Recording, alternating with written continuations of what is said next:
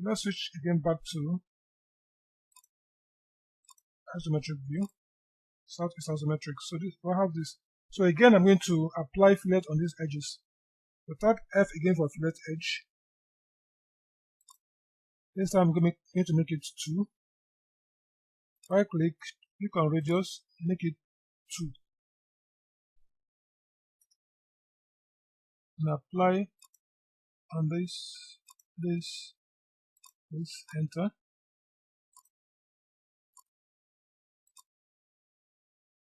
Turn it around.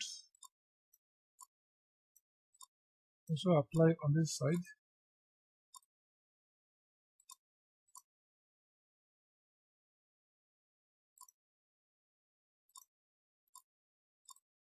Enter and exit this command. And switch back to southeast.